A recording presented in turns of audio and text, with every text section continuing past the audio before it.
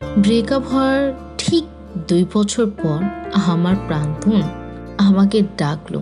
যেতে মন না চাইলেও গেলাম।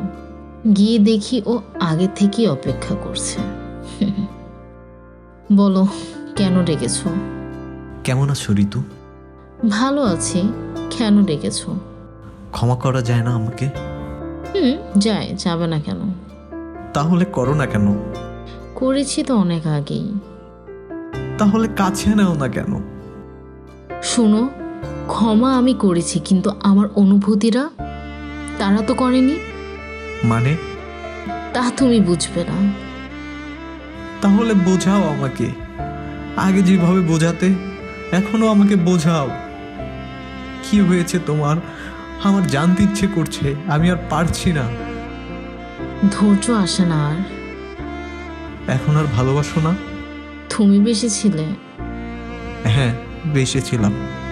তাহলে ছেড়ে কেন গিয়েছিলে? ভুল করেছিলাম। একটা ভুলের মাসুল আমার সারা জীবন দিতে হয়। কি বলতে চাইছো তুমি? আমাকে যেতে হবে এখন। কিসের এত তাড়া? ব্যক্তিগত। অনেক বদলে গেছো তুমি। আগে এমন ছিলে না। আগে কত পাগলামি করতে থেকে যাওয়ার জন্য, আর এখন সেই তুমি চলে যেতে চাচ্ছ?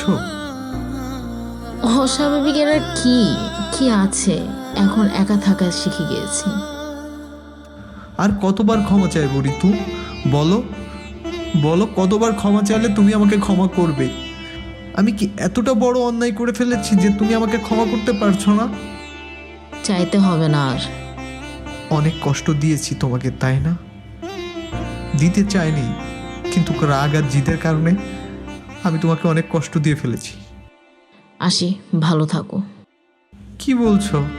আগে তো আমাকেই তুমি যেতে দিতে না, এখন নিজেই তাড়া দিচ্ছ চলে যাওয়ার জন্য। ঋতু, প্লিজ এ ধরনের কথা বলো না।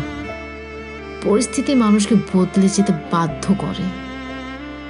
ঋতু, প্লিজ শেষবারের মতো আমাকে ক্ষমা করে দাও। আমি জীবনেও আর এ ধরনের ভুল করব না, তোমাকে কষ্ট দিব না। ঋতু, প্লিজ প্লিজ।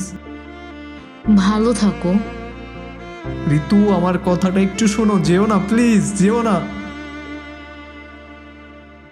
অনেক কষ্ট করে নিজেকে সামনে চলে আসলাম।